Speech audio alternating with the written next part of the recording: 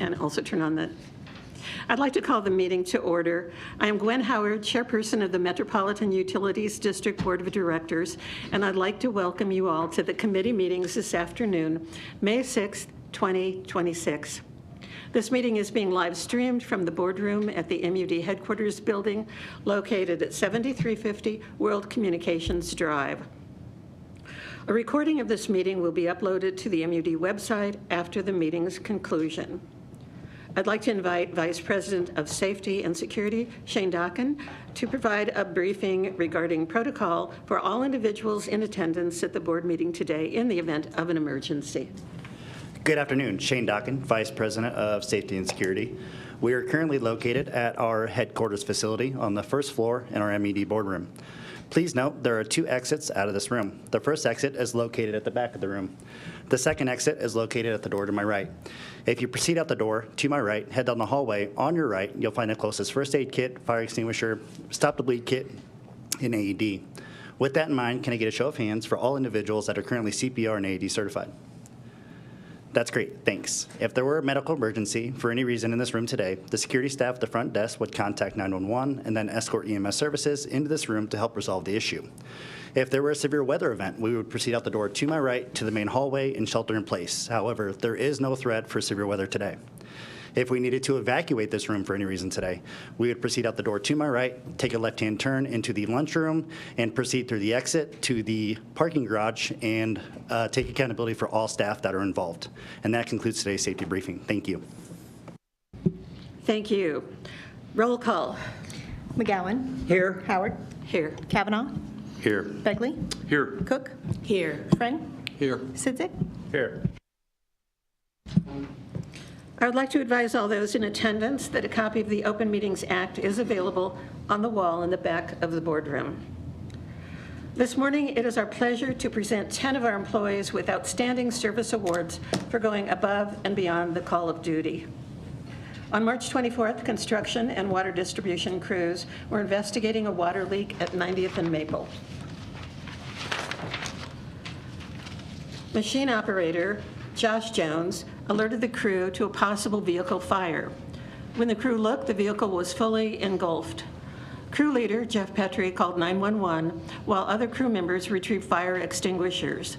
The nearby gas station also was alerted to shut down the pumps. Water distribution trucks were evacuated, which were parked about 15 feet away from the vehicle fire. The 10 employees worked together to contain the fire using fire extinguishers. When the fire department arrived on the scene, they stated the crew's action helped prevent the situation from becoming worse. Fortunately, there were no occupants in the vehicle and no injuries were reported. The quick response from all 10 employees and their ability to communicate well and stay focused was a demonstration of their commitment to the district's core principles of safety and security, care, and integrity. At this time, I ask each individual to come forward and be recognized as I say their name. And Tanya, do you want to hand out this? Jeff Peltry.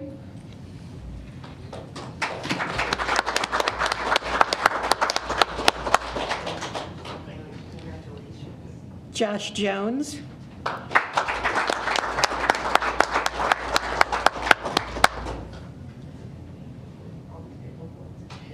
Jake Van Noordenen.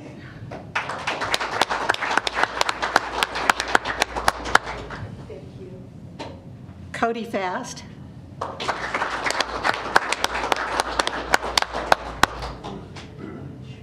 Jeff Fondra.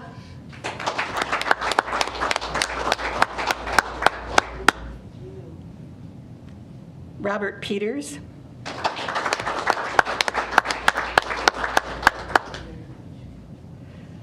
Sam Houston.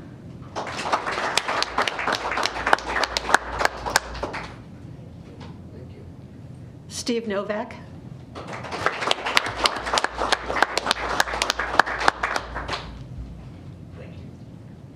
Greg Ramirez.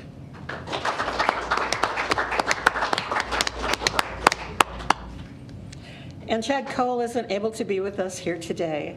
On behalf of the board, our customer owners, and our employees, we cannot thank you enough for your outstanding service to our community and your dedication to safety. Congratulations.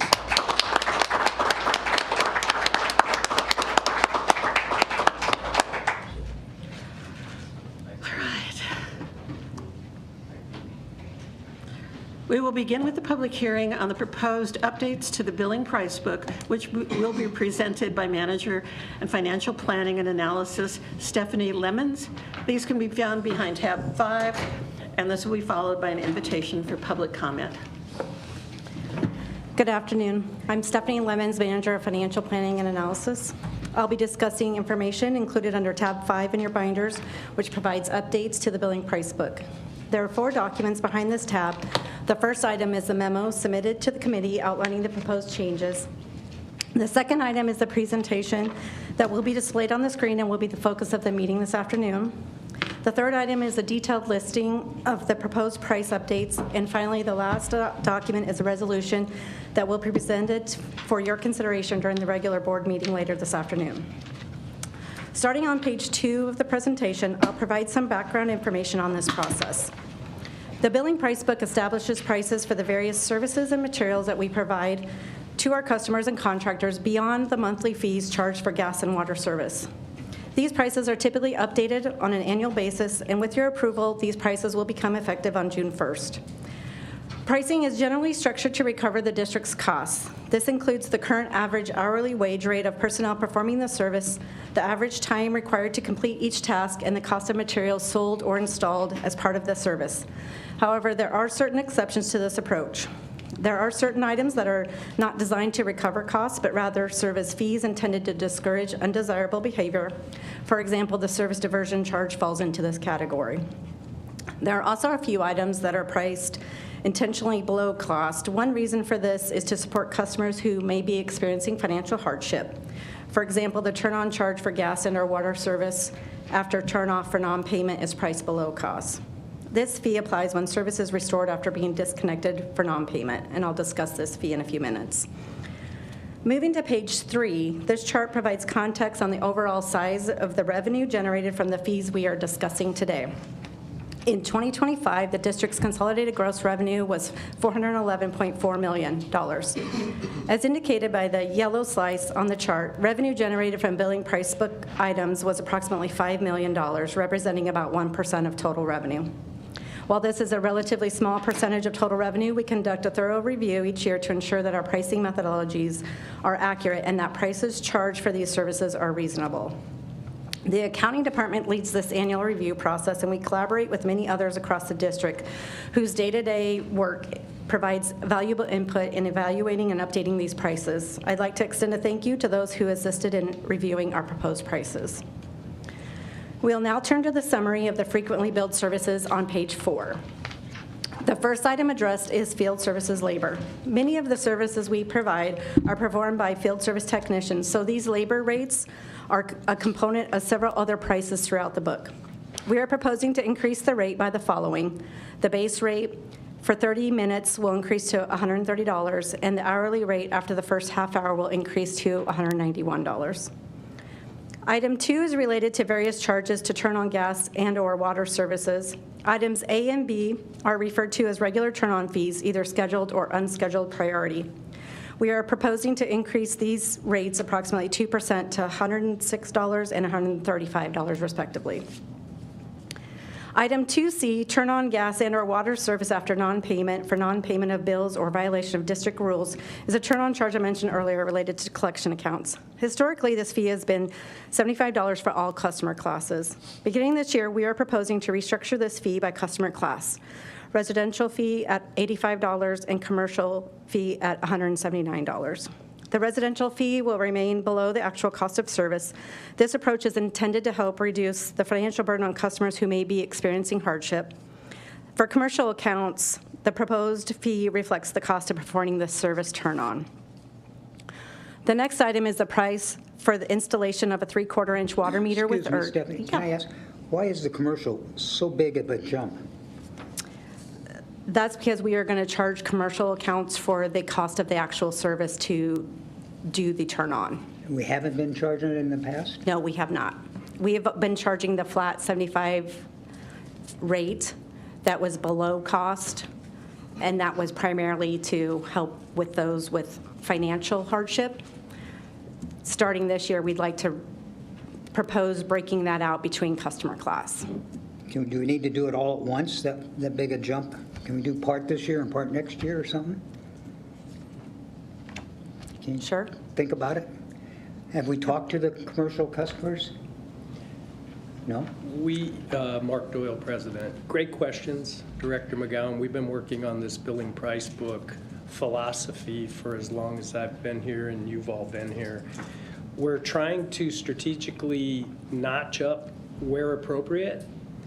We've been very careful. I'm going to tell you what I think, and then if Stephanie or Steve wants to interject, I'm happy to have you do that. We've been very careful with residential customers, especially when it comes to something like turning on and turning off. Commercial businesses are quite different. I don't want to go too far with this, but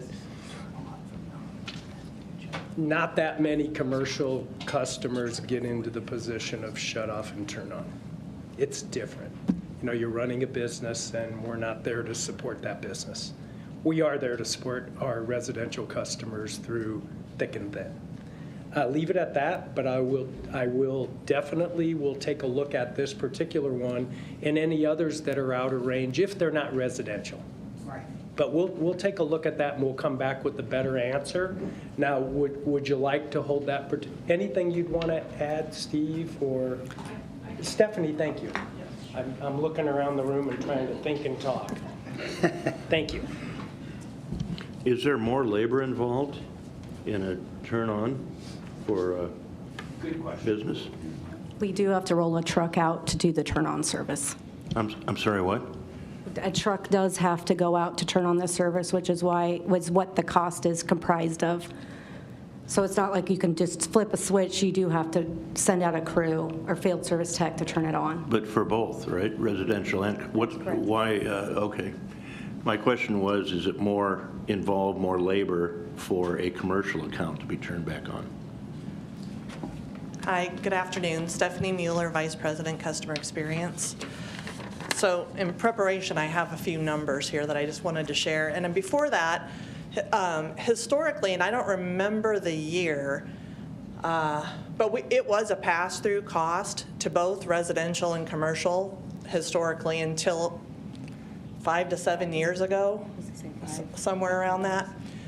And that's when we were really taking a look at the turn-on fees, and really at that time, it should have probably just been for residential, because the intent was, let's not become more burdensome when people they're already experiencing a hardship.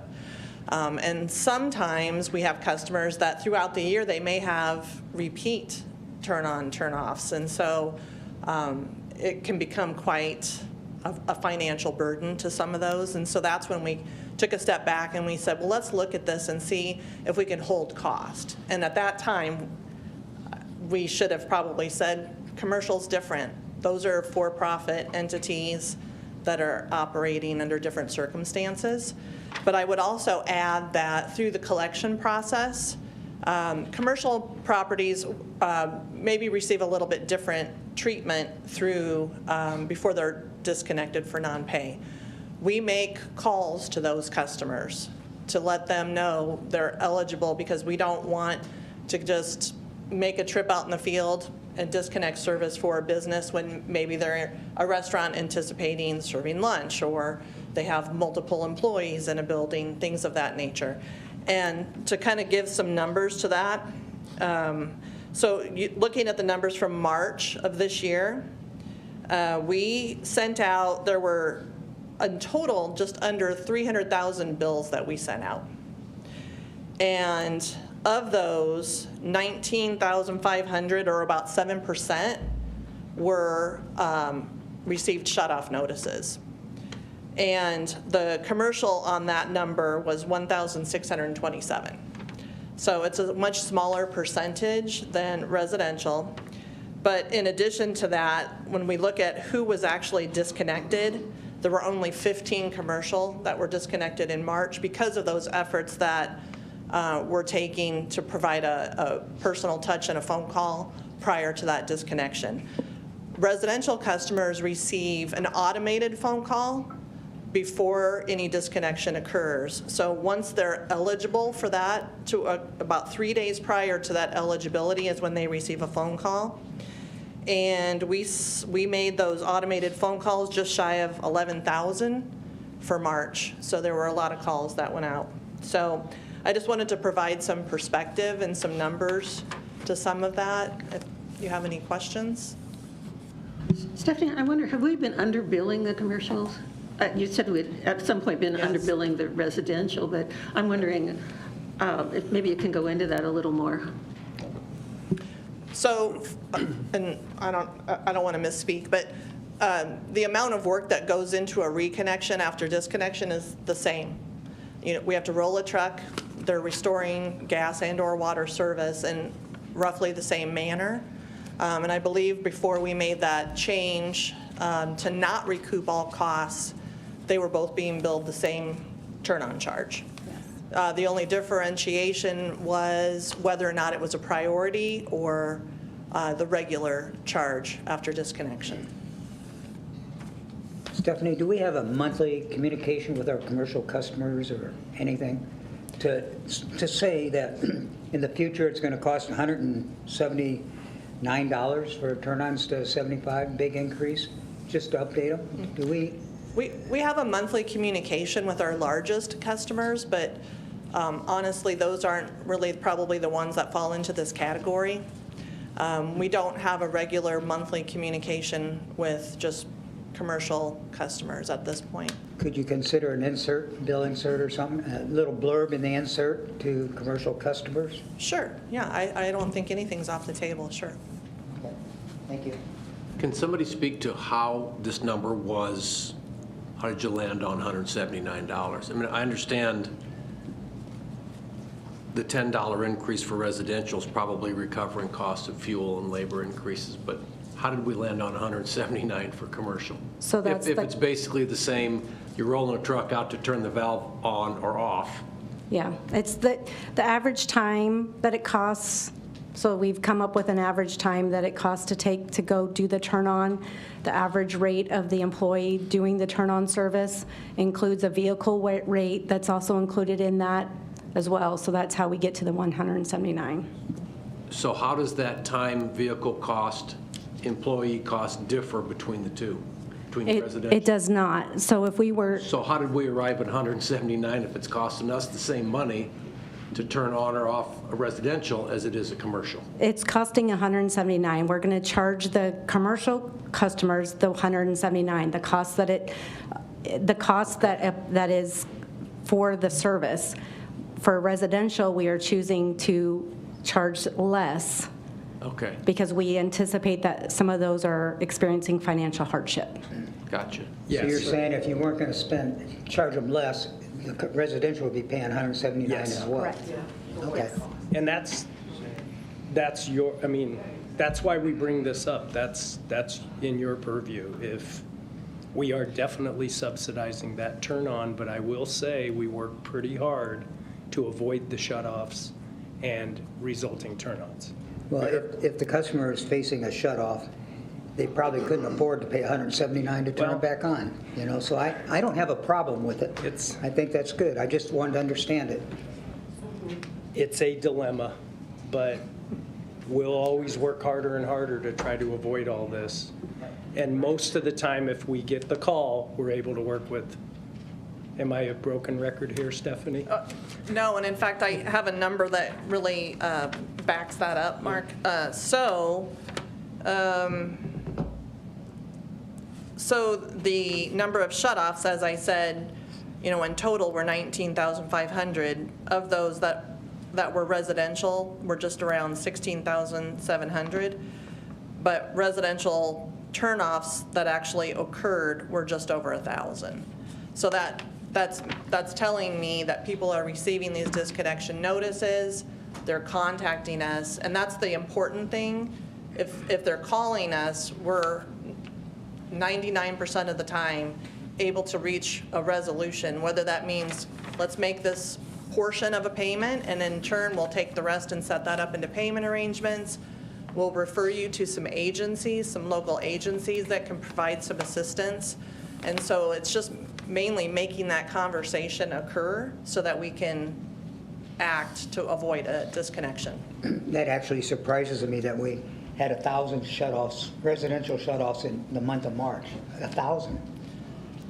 Well, I think the temperatures were favorable for that to occur.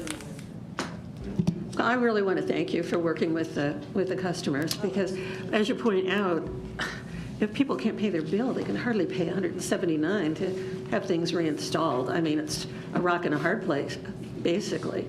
So thank you so much for going above and beyond with that. My pleasure. Thank you. Okay, this might be early, I don't know to answer this, but on the news we hear so many businesses struggling because of the way downtown is with the construction and the streetcar and so forth. So many businesses are supposedly hanging on by a thread. Have we seen any of that creep up, any shut-offs increasing downtown because of that? I guess I can't speak to that 100%. I didn't research that specifically, but that's not at the top. I don't believe that to be the case. Okay. I mean by region, you know, area of downtown. Might be something to watch coming up. Certainly. Because sounds like a lot of them are barely hanging on. And they may recover and have a turn back on. I don't know. Will do. Okay, thank you. All right, I'll return to item 3, the price for the installation of a 3/4-inch water meter with ERT. These meters are installed in newly constructed homes and are typically charged to the builder and not directly to the homeowner. We are proposing to hold this fee flat at $393. The last item is the fee for tapping and inspection of a water main with a 1-inch corporation. We are proposing to increase this price to $629. On the next page, I'd like to discuss a few of the more significant increases being proposed. These are defined as those increasing more than $200 or more than 15%. Item 1 reflects the price of the monthly manual read fee for gas and water services. Historically, this has been $25 since it was established in 2016 for customers electing not to have ERT on their meters. We have developed a calculation to determine the cost to manually read these meters, and based on this analysis, we are proposing to increase this fee to $38. Item 2 reflects the pricing of large water taps on ductile and cast iron mains, and item 3 reflects the pricing of taps on PVC mains. The prices include the cost of materials used for each tap, which may vary depending on main type, as well as water distribution and field service technician labor who perform this work. The increases in these prices are primarily driven by higher material costs. In addition, we typically report to you any new billing items being proposed. This year, we are not recommending any new fees to be included in the billing price book. Finally, following board approval, we will place the revised billing price book on the external website with an announcement that these fees will change effective June 1st. This will allow customers and contractors the opportunity to review pricing in advance of the June 1st effective date. Any additional questions? All right, thank you. This may, actually, I do.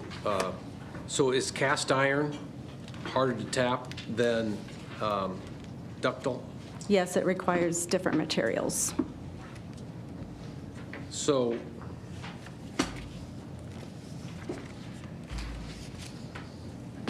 and the different materials can account for on the smaller cast iron up to $1,500 per tap?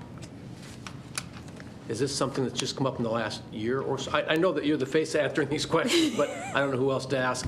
Have these price increases just happened like in the last year? Some of them depend on, they may change what material they're using based on past experiences on a tap. And so there are changes, you know, occasionally on what types of materials they're using. And for these size-on-size taps, there's some additional work that needs to be done as well. Okay, it just, almost 35% increase on a 4x4 cast iron just seems like a lot, and I'm assuming that's mostly material. And a lot of these are fairly rarely tapped mains as well. Yeah, I don't imagine we tap 12-inch mains very often, but We'll get you a better answer on that. Yeah. Okay. I'm just trying to understand the curious difference. also. I'm not arguing it. I'm just trying Yeah. to get educated. Okay. Yeah.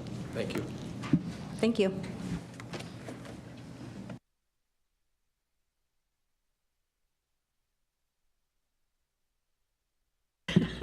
Is there any member of the public who would like to address the board on the changes that have just been discussed? All right. Senior Vice President and Chief Operations Officer Kendall Miner will review the proposed capital expenditures behind tab 6. Good afternoon. For today's CapEx letter, we've got 7 items for buildings, plants, and equipment, 2 items for system improvements. I'm going to highlight item number 2, the LNG plant. This is for the plant's tank and staircase painting. The LNG tank and the stairs were painted last in 2004, excuse me, with an anticipated 20-year lifespan. After inspection and conditioning of the tank, the existing coating can be cleaned and painted over, which will give us an additional 15-year lifespan. And this application will actually be helpful to us in reducing the cost and the scope, not having to completely strip it and repaint the entire tank and the stairwell as one. So with that, the next item I wanted to discuss is the CC1 item. It is a $5 million item. It is for the owner's rep design and construction phase services. This is an item that I'm going to have John Velereski come up and speak to and present on to the board. John?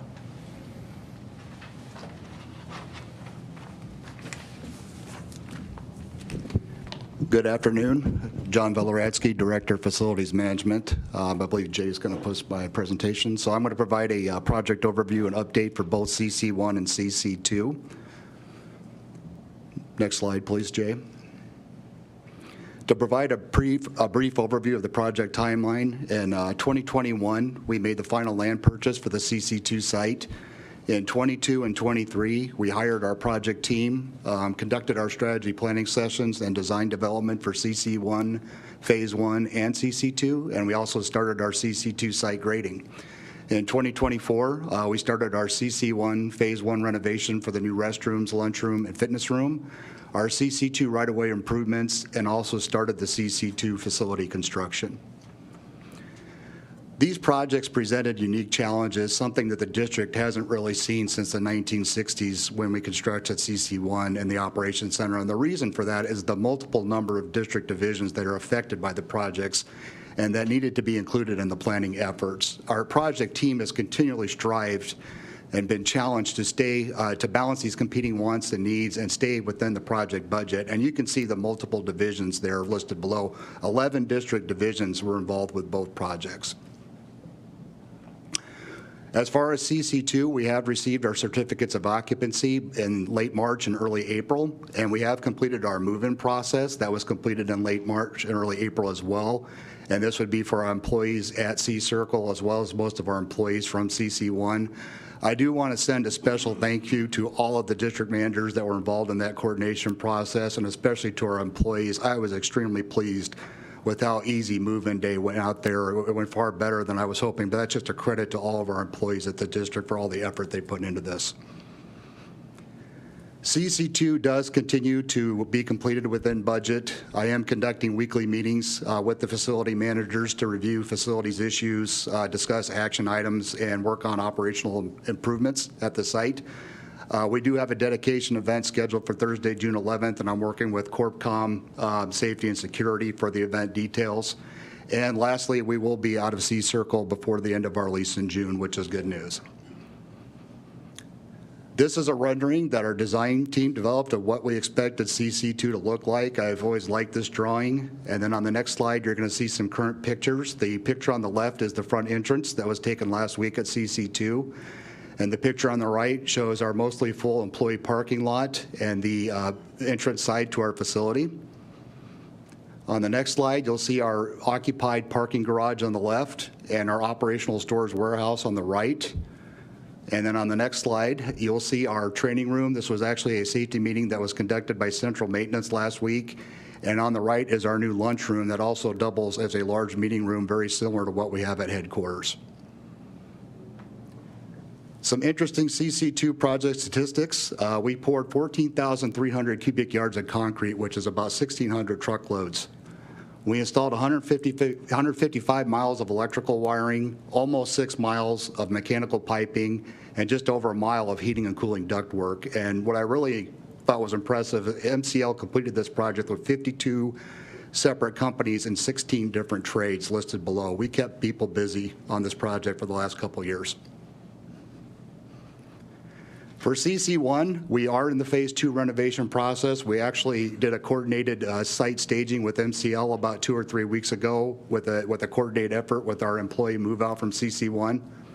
The work will be completed in 3 phases through fall of next year. Stores, transportation, and 30% of construction will remain operational at CC1 during the renovation process. The rest of our divisions have all relocated to CC2 or the operations center while this work is taking place. For the CC1 renovation process, we will have improved interior lighting, aesthetics, and garage parking, improved office spaces and shop areas, new training and conference rooms, improved security measures, and also a new exterior vehicle wash bay that will be identical to the one that we installed at CC2. This drawing just is a representation of how our groups were laid out in the CC1 facility. The different color zones show the different divisions, and as we transition to the next slide, you're going to see there's quite a bit of change in the colored zones, if you want to proceed, Jay. So we're making a lot of modifications within the facility to add to these office spaces, to improve these work areas and shop areas, and to add the conference rooms and training rooms as part of this project. To date, we have received a total of $80.4 million for both projects. We are requesting an additional $5 million for CC1. This will allow for successful completion to meet the needs for all divisions working within the facility. The additional items and factors not included in the original scope are the full replacement of the fire suppression system, enhanced safety requirements and code compliance for CNG vehicle maintenance, replacement of the in-ground vehicle lifts and transportation, additional underground utility work inside the facility, and lastly, tariffs, increased fuel costs, and increased construction material costs. The additional requested funds are covered through the 2023 gas bond interest and investment proceeds. I like to show this slide in my employee presentations. This is what the CC1 restrooms looked like before the Phase 1 renovation, and this is what we ended up with. So this is definitely a worthy investment. We're making much needed improvements for our employees in these facilities. And I'd just like to say thank you to the board and senior management for your continued support for these projects. And I'd like to open this up to any questions you may have. Hey, John, I'm sorry. What's the total number of employees going from C-Circle to CC2? C-Circle, I want to say roughly was about 50 employees total.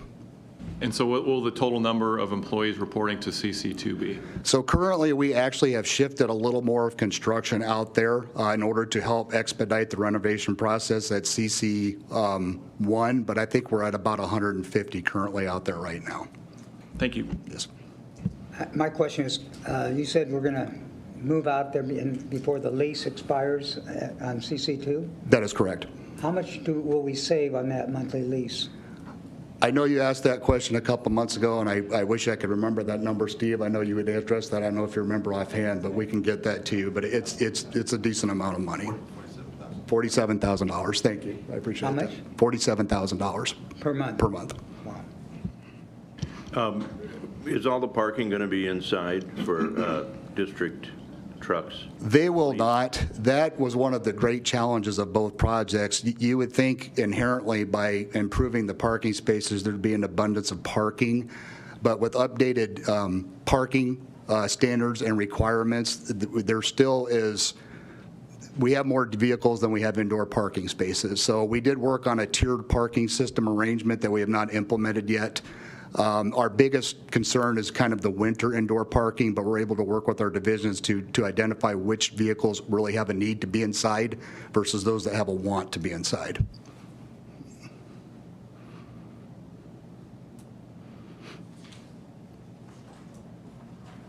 Any other questions? I have a question. Go ahead. So this is the additional $5 million you're requesting would be for the unanticipated cost on CC1? This money is actually to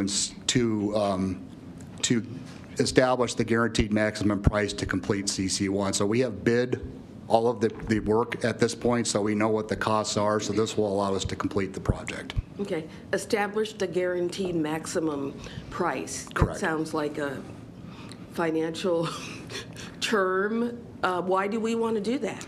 That is part of the whole CMAR process that we use for these projects, the construction manager at risk. So that whole vehicle, that process, you work with your contractor to establish that price, to work within that established price to complete the project so that you can make decisions throughout the project for value engineering options as to which makes more sense to stay within budget.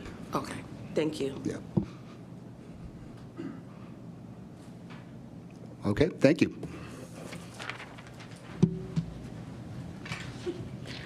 Director of Plant Engineering, Trevor Tomages, will review the acceptance of contracts and final payment estimates behind tab 8. Good afternoon, Trevor Tonages, Director of Plant Engineering. Behind tab 8, I have 4 projects that are due for final completion this month. I'll talk a little bit on each of the 4. Item A was a large subdivision project. This is near 204th and Fort Streets.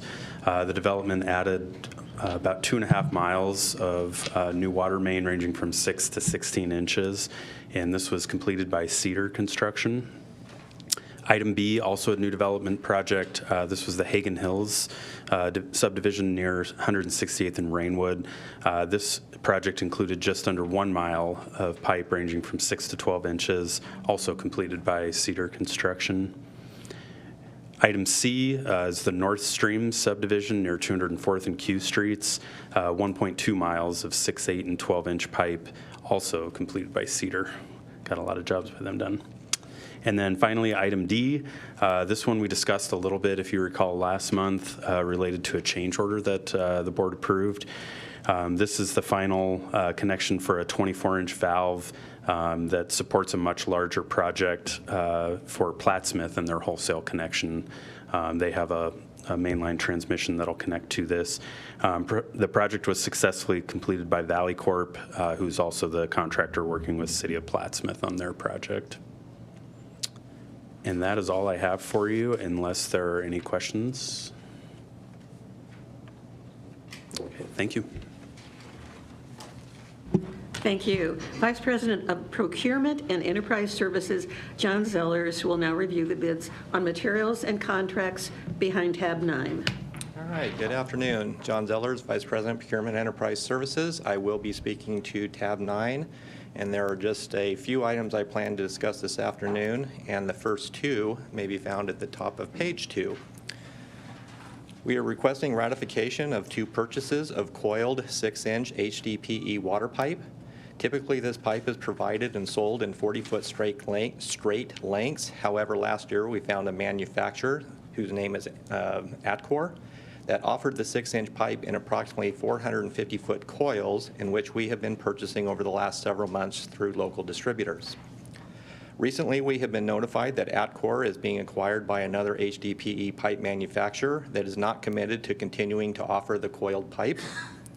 In an interest to maintain a supply of 6-inch coiled HDPE water pipe for current and upcoming projects, we purchased 10,800 feet of pipe from Lincoln Windwater, as they were the only distributor that Atcor would provide a commitment to as they transitioned to the new company. As we were navigating the Atcor situation, we were able to source another manufacturer of coiled 6-inch water pipe named Flying W Plastics Company, and we found them through ISCO, who is one of our HDPE pipe distributors. Engineering has reviewed and approved Flying W's HDPE pipe as it relates to our specifications, and we placed a minimal order of 3,600 feet through ISCO, so we may further review to ensure Flying W is a good fit prior to placing any additional orders. The next item may also be found on page 2. We accepted bids for dredging around the Missouri River intakes at Florence. We received 3 bids, in which the low bidder is approximately 80 to 85% lower than the other 2 bids. The low bidder is out of Sioux City, Iowa, where they are able to mobilize to our site at a significantly lower cost than the other two bidders out of Dubuque, Illinois, and Brownsville, Wisconsin. The next item is near the bottom of page 3. We are recommending the purchase of 2 heavy-duty front-end loaders through NMC. NMC was awarded a contract for the same loaders last September and has agreed to extend the same pricing they provided at that time. And then the last item may be found at the bottom of page 4. We received bids for our annual requirements for malleable iron pipe and fittings and steel weld fittings and flanges. The low bid from SGS is incomplete and only included bids on 24% of the 242 items that we requested pricing on. The second low bid from Central States is recommended for approval. And I'd be happy to answer any questions. All right, thank you. Actually, I'm sorry, I do have one quick question for you. Can you educate me on the difference between the cast iron malleable iron pipe fittings that we are getting from Central States is on here twice? Yeah, so the second one on page, what is the last page of the 5? 5 of 5. So that is the Build America, Buy America that's associated with the FEMSA grants. And so those are the fittings that we're using in those projects that meet those requirements. And they are typically about 2 to 3 times more expensive than. For the grant? Correct. Got it. Correct. Okay, Yes. thank you. You're welcome.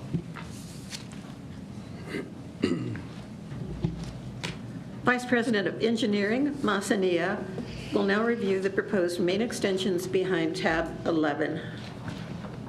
Good afternoon. Masania, Vice President of Engineering.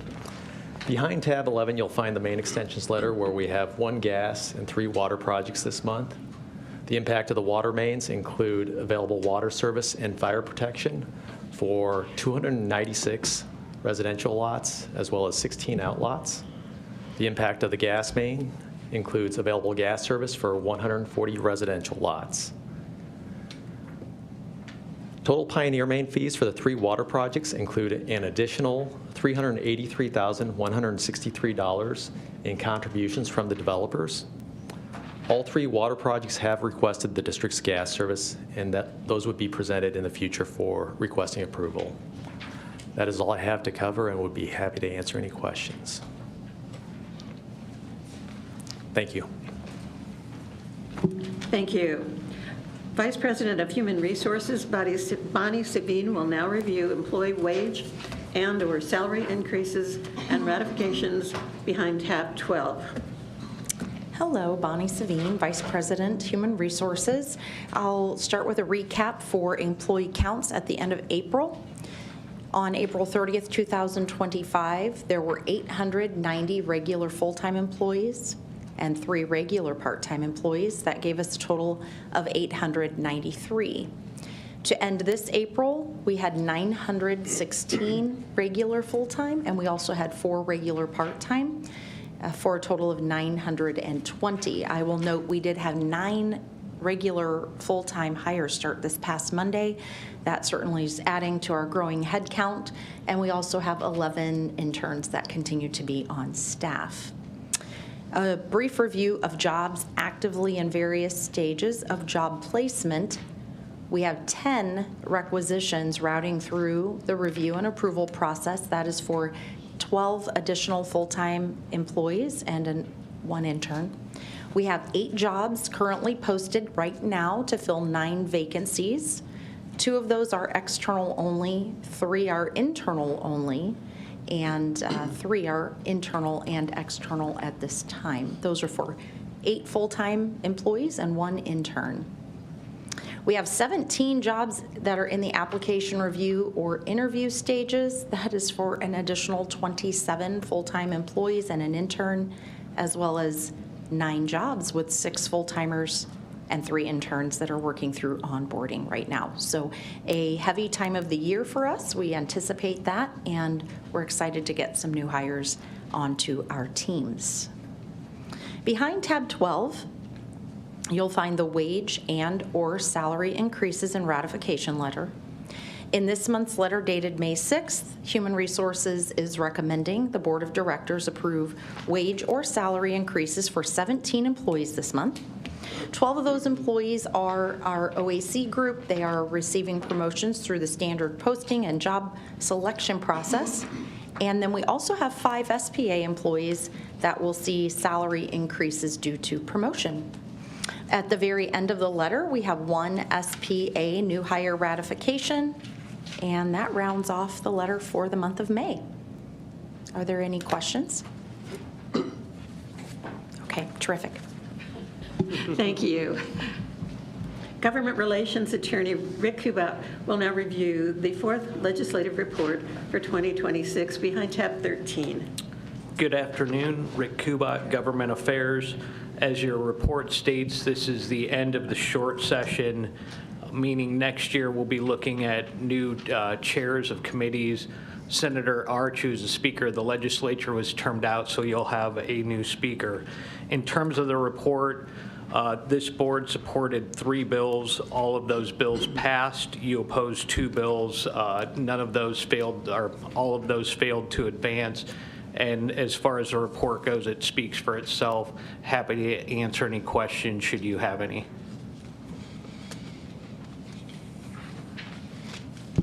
Thanks, Rick. Thank you. Good job. Thank you. Senior Vice President and General Counsel Mark Mendenhall will now review the ratification of sale of 4204 Ames Avenue behind tab 14. All right, good afternoon. Mark Mendenhall, Senior Vice President, General Counsel. Behind tab 14, you will find management's recommendation to ratify the closing of the property at 4204 Ames Avenue. This board declared that as surplus at its October 2025 meeting, wherein you authorized me to take appropriate steps to sell. I engaged a licensed Nebraska real estate agent. The property was posted on the MLS. We evaluated over a period of 30 days, received 9 offers, evaluated those 9 offers. The best offer was accepted, Journey of Life Ministries. The property closed about a week ago at a purchase price of $36,500. Happy to answer any questions. Does best mean highest? It was. We looked at costs. We also looked at if it's a cash or if somebody's waiting on a loan. Did somebody want an inspection? Those sorts of things. But they were almost all cash. We looked at closing date as well. Did somebody want a closing date a month and a half out? Or in this case, the 36.5 was the highest offer. So thank you. You bet. This won't require another vote then? This is on file only? I would appreciate a vote as ratification because the way the resolution from the October meeting read was that I will bring this back to you all for approval of the sale. So okay. Yes, I would appreciate a vote on the resolution or on the letter, I'd say. Thank you. Great. Thank you. Thank you. President Mark Doyle will present the state of the district behind tab A. I always carry up more papers than I would. That way you're delighted. That's right.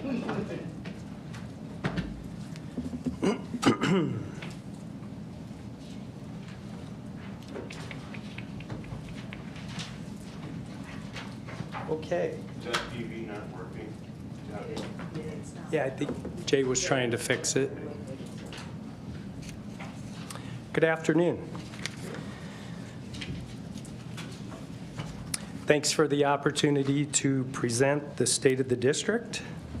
As you recall, at the board's direction, I've been providing a high-level look back and look forward to some degree since I've been in this role, which has now been a lot longer than I really think. So our mission hasn't changed. Delivering safe, reliable, and cost-effective natural gas and water for today and future generations. What has changed is the environment around us. Growth, challenging infrastructure, technology, rising customer expectations, and certainly, last but not least, risk. In an organization like ours that's still functioning, the easiest decision is often to do nothing, but public utilities don't have the luxury of waiting for failure.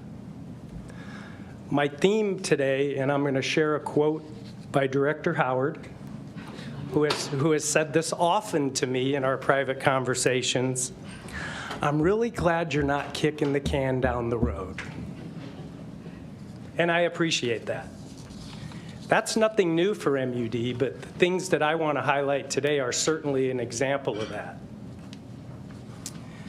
So what I'll share today is how this organization operates with purpose, making deliberate decisions early so customers experience reliability, affordability, and trust long before most of them notice a problem. With that, I want to start with how we're preparing our system and our people for the future through strategic investment in facilities and assets. Modernization isn't about just building buildings for building's sake. It's about safety, efficiency, and supporting our workforce for the long term. The completion of our second construction center, which you heard about earlier, is a major milestone. It gives us room to grow, modern amenities, upgraded technology, and a safer, more functional workspace. And really, it's reinforcing our commitment to the people doing the work.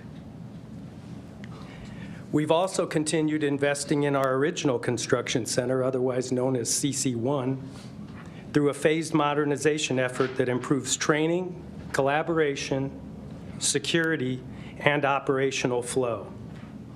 Beyond our construction centers, we've made significant upgrades across all major plants, from our liquefied natural gas plant to the Florence facility to Platte South and Platte West.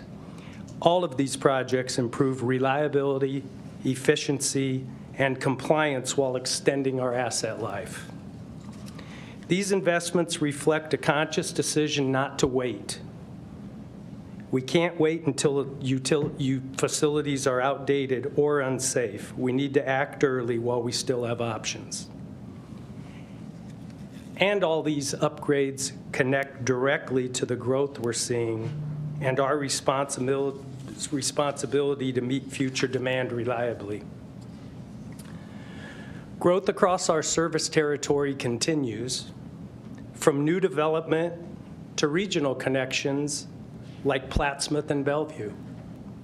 For decades, we've consistently added customers, about 2,000 a year on both sides of the company.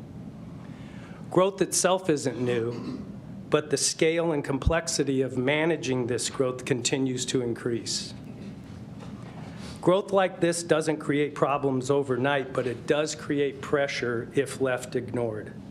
Planning ahead is the difference between steady service and scrambling to catch up. Planning for growth means preparing for peak demand, future expansion, and changing use patterns, while maintaining reliability and certainly while maintaining affordability. And as important as building capacity is, one of the most effective tools we have doesn't involve buildings at all. It involves managing our demand.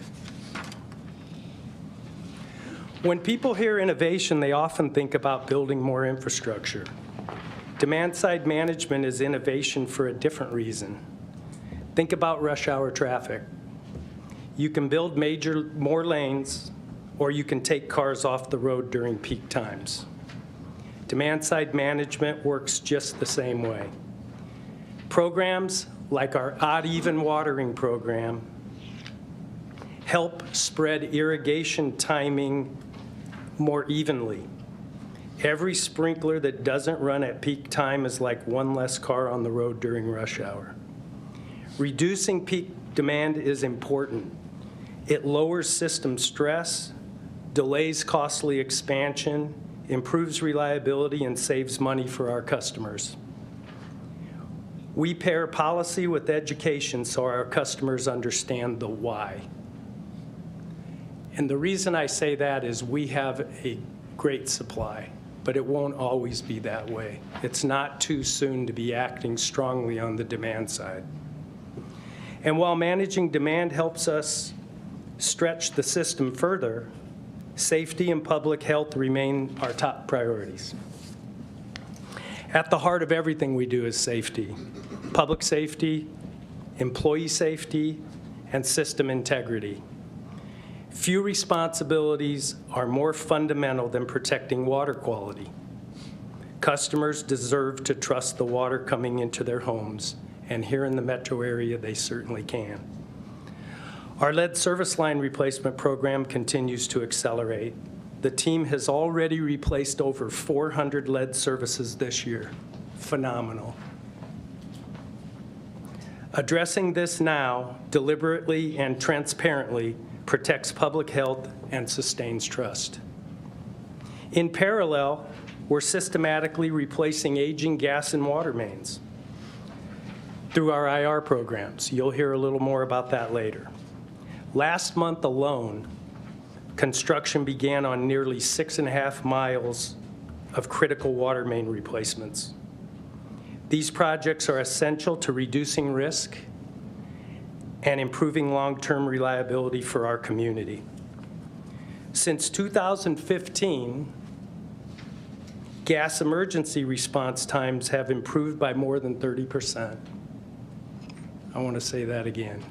Since 2015, gas emergency response times have improved more than 31%. 30%, however. That is fantastic. Hats off to the entire team. I don't know if that'll ever be fully appreciated outside of this room and this company, but it's a phenomenal improvement over where we were. These aren't reactionary fixes, they're the result of investing earlier. That level of safety and reliability requires sustained investment, which brings us to financial stewardship. Financial strength is core to everything we do. Strong bond ratings reflect disciplined management and long-term planning. We're transparent about rate impacts. In 2026, the average residential customer will see a modest increase, and it's to support essential infrastructure and operations. Even with these adjustments, we remain among the most affordable utilities in the nation, and our customer satisfaction scores consistently show that and outpace the industry. But affordability doesn't happen by accident. It's the long-term result of decisions made all along the way. That discipline also allows us to invest in smarter, more sustainable operations. For example, our sustainability efforts focus on measurable outcomes through compressed natural gas and renewable natural gas. We reduce emissions while supporting regional partners like delivery companies, transit agencies, and waste haulers, to name a few. We're also modernizing technology with outage notification systems, customer portals, metering studies, and artificial intelligence. These all help us work smarter, respond faster, and better serve our customers. Trust is built every day, and trust bolsters confidence. Our employees reinforce that trust through volunteerism, outreach, and assistance programs like Heat the Streets and our own home fund. Industry recognition and a stable labor agreement reflect a strong culture and thoughtful planning for the future workforce. So when I step back and look at this, what really stands out is not just the magnitude of the work, and trust me, there's a lot of work going on year in and year out, day in and day out. It's the consistency of the purpose behind it. It would always be easier to kick the can down the road. But safe water, reliable service, affordability, and trust are never the result of waiting. They're the outcome of purposeful decisions made early. That's the responsibility of a community-owned utility, which we are, and it's a standard we hold ourselves to every day. Finally, we can't effectively deliver on our core mission without your direction, support, and confidence in the decisions we make and the work we do. Thank you.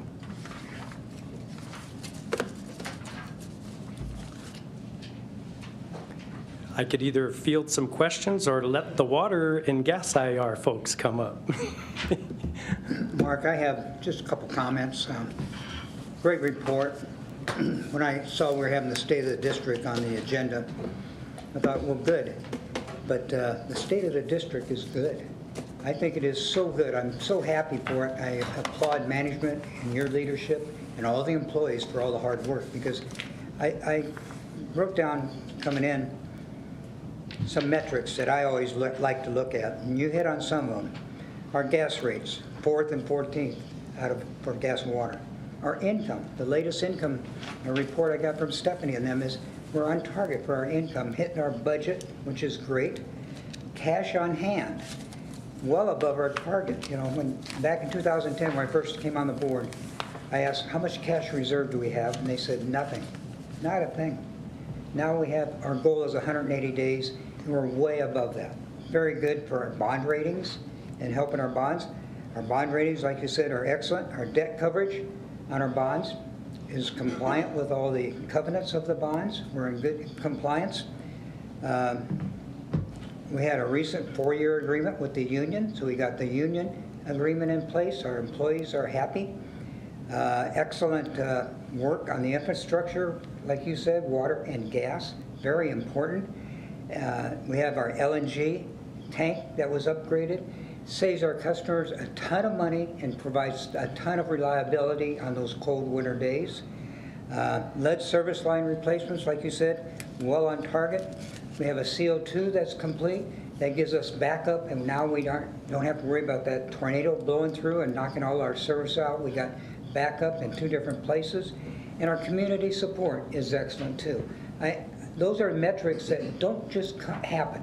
They happen because of a plan, a strategy, and a commitment of the workforce. And I just want to say thank you.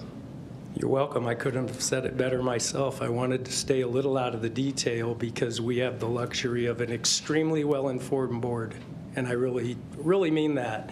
But I'd also say another thing to add to that is that our OPEB fund is now funded appropriately and getting better. Our pension fund is up in the 90s. And that all went along with the 4-year agreement, as you said. So, yep, thank you for that. Thanks, President Doyle, for the report. And in November and December, and Mr.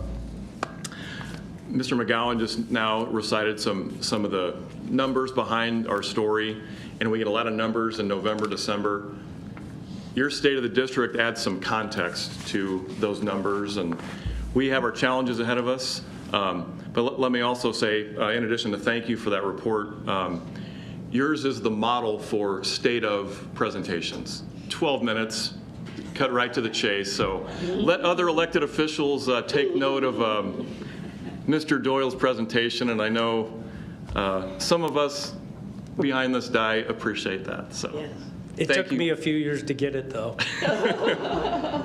Thank you. In all sincerity, thank you. No, for thank the great you. report. Yeah, I wanted to keep it a little high level and purposeful and kind of put a cap on. But your support is very much appreciated. And I couldn't be prouder of the employees of M.U.D. Thank you.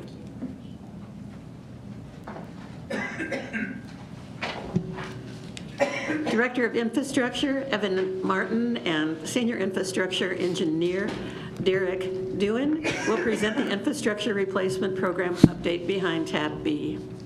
Good afternoon. Evan Martin, Director of Infrastructure Integrity. We get the tough spot of falling Mark, but we'll do our best. You can do it. So we're giving our annual update today on our Infrastructure Replacement Program. Pictured here, we have a few people that make this program possible.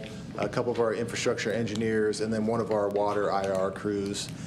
We have a really good partnership with construction. They help us out with a lot of the new pilot materials that we try out and a lot of the new construction methodologies. And Derek's going to talk about this a little bit later in the presentation, but that's a picture of our coiled pipe. That's one of those new materials. So why do we have an infrastructure replacement program? We have a large and growing system. We have 3,000 miles of gas main. We have 3,200 miles of water main. And we, as these pipes reach the end of their useful life, we need to have a proactive system to replace these. Starting in 2008, we went from a reactive approach to being proactive and starting to replace our mains ahead of time. Next, I'll give an update on the gas infrastructure replacement program, starting with our cast iron program. So these projects currently under construction are being constructed by our M.U.D crews. In 2023, we received a $10 million grant from PHMSA, and then in 2024, we received a $25 million grant from PHMSA. So that's a huge benefit for our customer owners. If we take a look at where we started in 2008, we had over 560 miles of targeted gas main, and that's shown in blue on this map. And today, with the incredible amount of work that's been done, we are sitting at about 72.5 miles. For 2026, we have the projects highlighted in orange that we're going to be starting this year. And I just want to highlight Eric Gibbons and his gas design team for the incredible amount of work that they've done on this program, from designing to planning, along with many others at M.U.D. Just an incredible amount of work that's taken place. This graph shows kind of the progress we've made since 2008 on the gas side, cast iron gas side, starting at 560 miles, and we're down to 72.5 miles today. Each bar represents how many miles that we've done each year as far as replacement. Talking about some of the benefits of these programs on the cast iron gas side, this graph shows the leaks that we've had since 2008 on that system. We peaked in 2014 with around 180 leaks, and these are very, very difficult and very time-consuming leaks to try to track down. Last year, we got that number down to 23, so that's a huge benefit for our customer owners and our employees that are out there working on our system. Next, I'll highlight our Gas IR 2.0 program. So we have about 19,000 inside meters currently on our system, and this program is designed to target those inside meters and ultimately move them outside on customers' houses or outside of their property. Currently, we are working with contracted crews on the mains and the services for this project, and then our M.U.D field service crews do the inside piping and the rest of the work on these projects. So in 2025, to recap, about 1,600 inside meters were moved, and along with about 14.5 miles of main work that was completed. So we're off to a good start on this program, this project. Next, I'll shift to our water infrastructure program.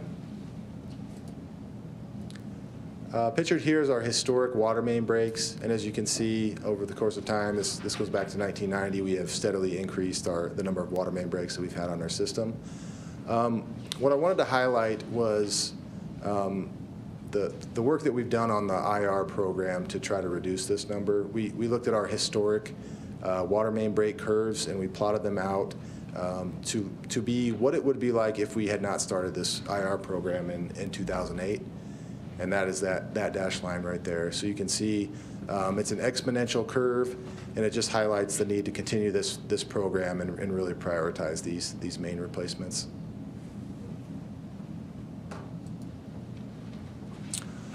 Our department continues to look at innovation. We look at new technology. We're in contact with the water industry and the gas industry.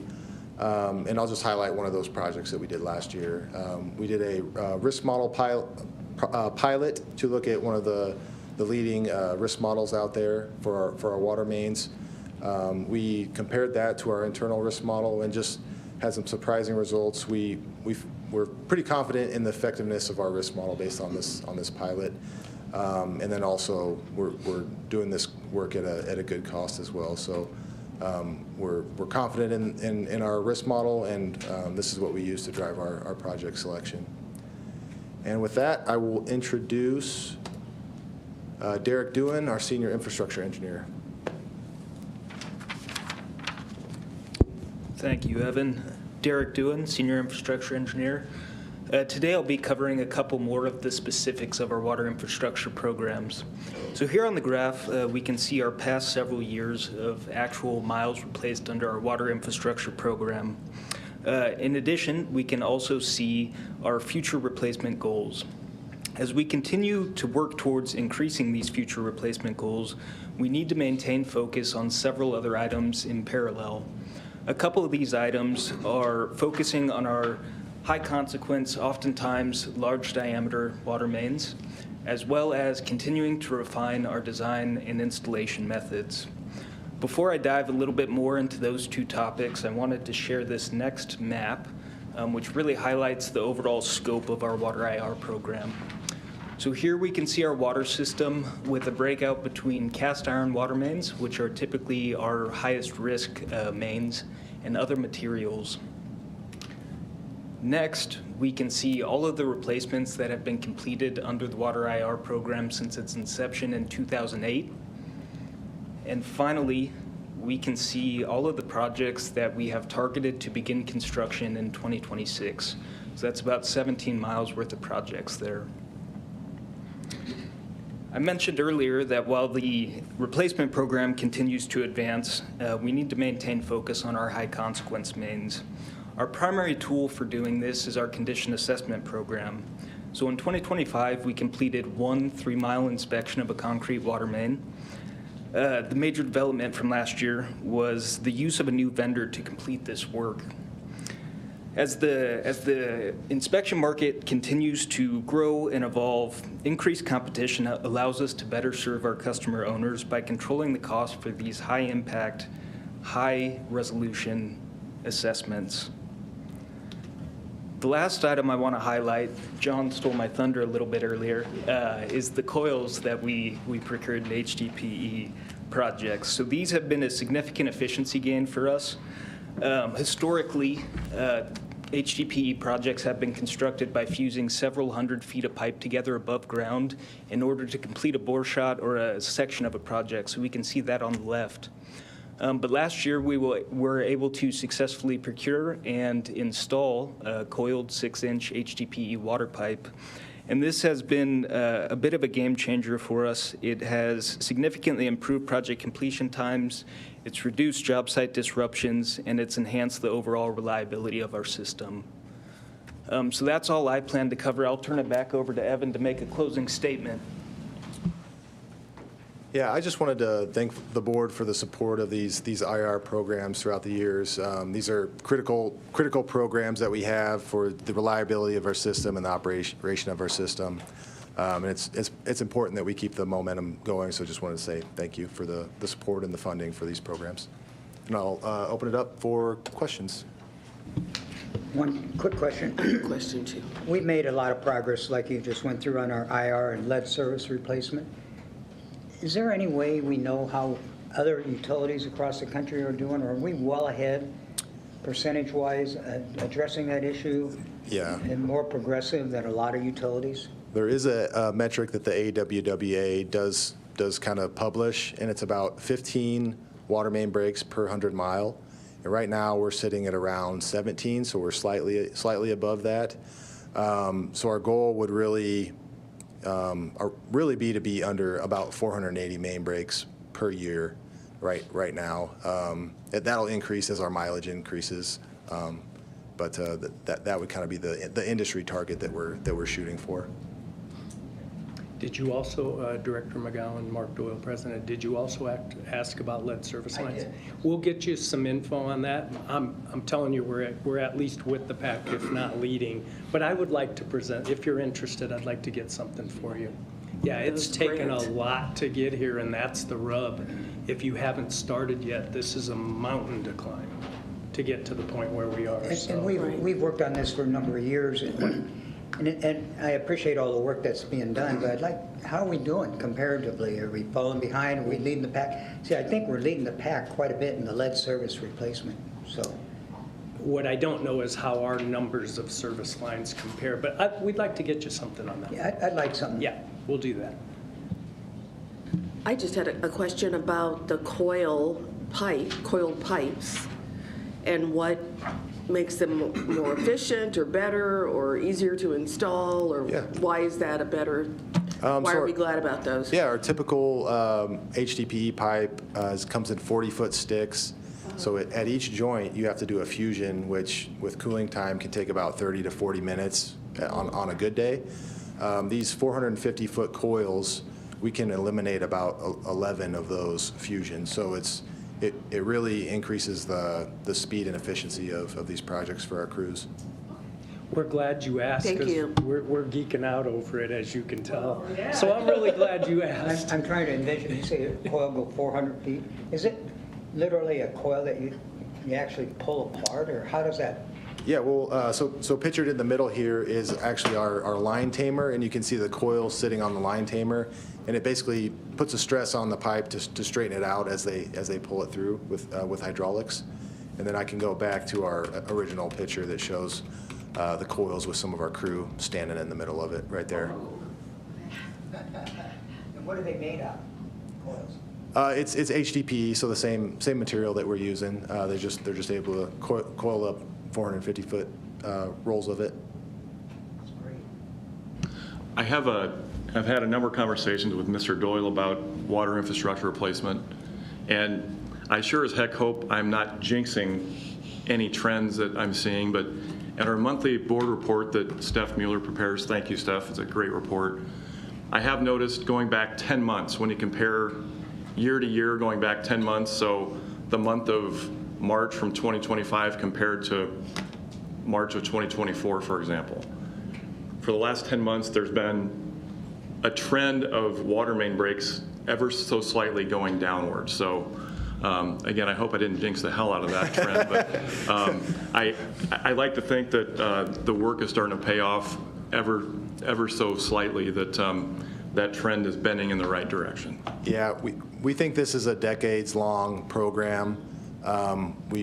We do like to see those numbers, but we also want to see 2 or 3 years of, like, our goal is that 15 main breaks per 100 mile. We want to get below that. We want to be consistently below that. So we got a lot more work to do, but it is nice to see. It's better than the other direction. Knocking on wood right now.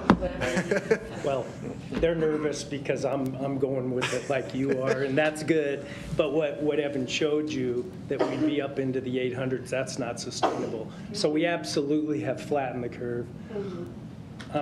We'll see what happens next year. I'm feeling like we're flattening it and turning it, but I'll keep doing what you're doing. And all the crews. This is something, and for you to support it, it takes some real faith and will. But it'll put our customers in great shape for the next 100, maybe 200. All right, thank you. Thank you. Are there any members of the public in attendance today who would like to address the board?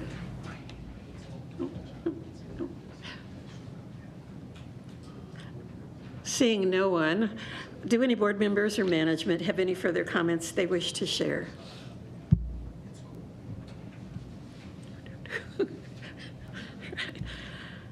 This meeting has now concluded. We will reconvene for the regular monthly board meeting in 10 minutes, which will be about a little shy of 2:30. Thank you.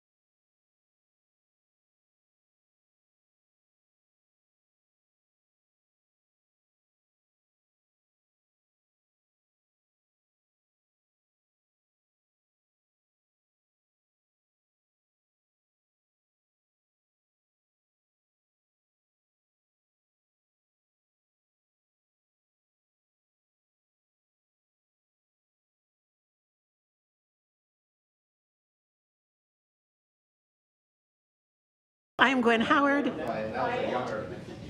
Chairperson of the Metropolitan Utilities District Board of Directors, and I would like to welcome you all to the regular monthly board meeting this afternoon, May 6th, 2026. This meeting is being live streamed from the boardroom at the M.U.D headquarters building located at 7350 World Communications Drive, and a recording of this meeting will be uploaded to the M.U.D website after the meeting's conclusion. Roll call.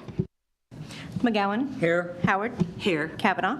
Here. Begley. Here. Cook. Here. Friend. Here. Sidzik. Here. I would like to advise all of those in attendance that a copy of the Open Meetings Act is available on the wall in the back of the boardroom. And now, for those who wish to participate, we will recite the Pledge of Allegiance. I pledge allegiance to the flag of the United States of America and to the republic for which it stands, one nation, under God, indivisible, with liberty and justice for all.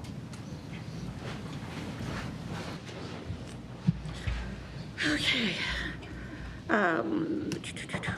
Approval of the minutes of the committee meetings and the regular board meeting for April 1st, 2026. Do we So have a moved. motion? Moved. Second? Discussion? Roll call. McGowan. Yes. Howard. Yes. Kavanaugh. Yes. Begley. Yes. Cook. Yes. Friend. Abstain, I wasn't there. Sidzik. Yes. Updates to the billing price book resolution. Director McGowan. Thank you.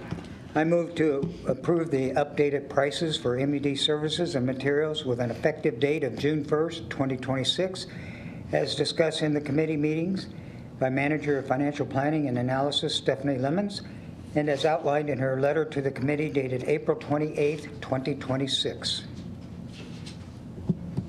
Second. Discussion?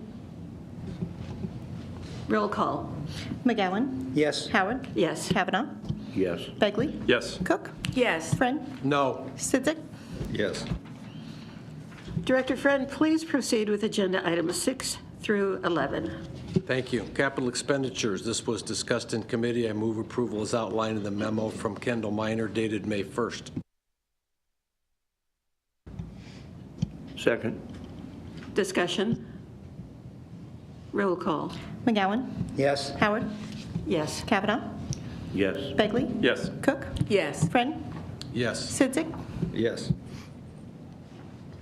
Item number 7, capital expenditures be placed on file. Capital expenditures from 25 to 50,000 be placed on file, please. Item number 8, acceptance of payments and final estimates. Discussed in committee, I move approval as outlined in the memo from Trevor Tonagis dated April 24th. Second. Discussion? Roll call. McGowan. Yes. Howard. Yes. Kavanaugh. Yes. Begley. Yes. Cook. Yes. Friend. Yes. Sidzik. Yes. Item number 9, bids on materials and contracts also discussed in committee. I move approval as outlined in the memo from Sherry Lightfoot dated April 24th. Second. Discussion? Roll call. McGowan. Yes. Howard. Yes. Kavanaugh. Yes. Begley. Yes. Cook. Yes. Friend. Yes. Sidzik. Yes. Madam Chair, I think I made a mistake on this. You're up to item 10. I know, but we need to go back, I think, on item 7 because we didn't vote on it. And this is capital expenditures and it's, It's placed on file. That's a new one. okay. 5 to 50. The previous one was a new one? So We now have the capital expenditures and the capital expenditures 25 to 50, which we had not previously been putting on the board agenda. okay, so capital expenditures and purchases between 25 and 50. I know purchases between 25 and 50 are placed on file, but capital expenditures, we didn't do the 25 to 50 before. Is that the difference? Correct. Okay, then, Still file it, or do we vote on it? File. Okay. Mark, please, because this is new. That's Yeah. Yeah, thank you. Mark Mendenhall, Senior Vice President, General Counsel. You're correct. Thanks for calling that out. I should have addressed this. I think this is the second month now that we've done this. Slight change as a result of the delegation of authority policy. Previously, years and years, we were just putting the notice of purchases on file. As we worked through that delegation of authority policy and had discussions, we thought there are also a group of capital expenditures in the same price range, $25,000 to $50,000, that we wanted disclosure to you all so that it's transparent, and then we have a public record of those expenditures as well.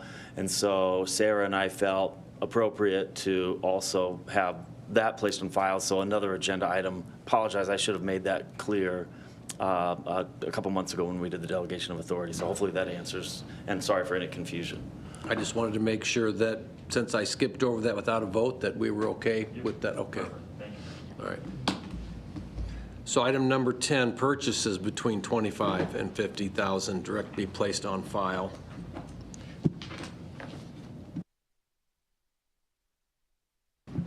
Item number 11, main extensions. This was discussed in committee. I move approval as outlined in the memo from Masa Nia dated April 28th. Second. Discussion. Roll call. McGowan? Yes. Howard? Yes. Kavanaugh? Yes. Begley? Yes. Cook? Yes. Friend? Yes. Sidzik? Yes. Wage and/or salary increases and ratification. Director Bagley. Thank you, Chair Howard. I move for approval of the wage and/or salary increases and ratifications as discussed in our committee meeting this afternoon and outlined in Ms. Savine's memo dated May 6th, 2026. Second. Discussion. Roll call. McGowan? Yes. Howard? Yes. Kavanaugh? Yes. Begley? Yes. Cook? Yes. Friend? Yes. Sidzik? Yes.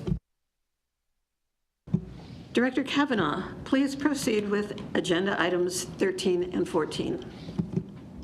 Item 13, final legislative report for the 2026 session. We have no changes. We'll place this on file. Item 14.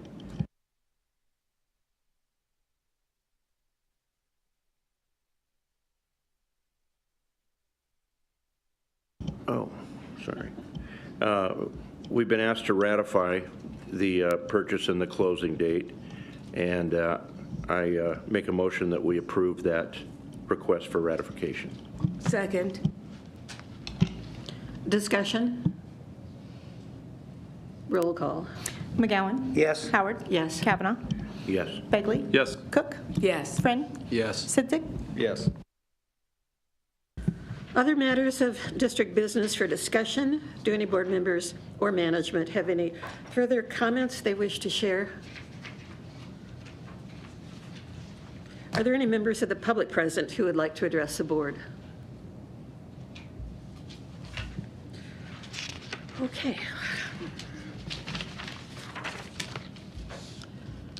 We will now go into closed session. Do we have a motion? Madam Chair, I move to enter into closed session to discuss matters of personnel and litigation. Second. Discussion. Roll call. McGowan? Yes. Howard? Yes. Kavanaugh? Yes. Begley? Yes. Cook? Yes. Friend? Yes. Sidzik? Yes. For all attendees other than the directors and designated staff, you may leave by the exit at the rear of the boardroom.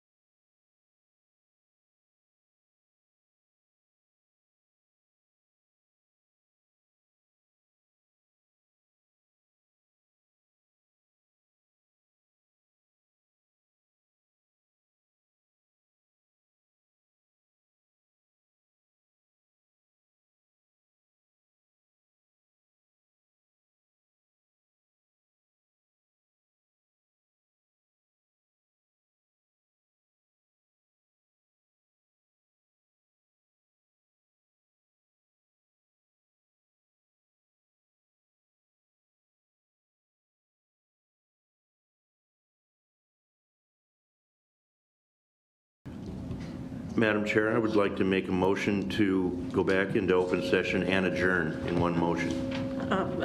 Thank you. Do we have a second? I'll second that motion. Do we have any discussion? Roll call, please. McGowan? Yes. Howard? Yes. Kavanaugh? Yes. Begley? Yes. Cook? Yes. Friend? Yes. Sidzik? Yes.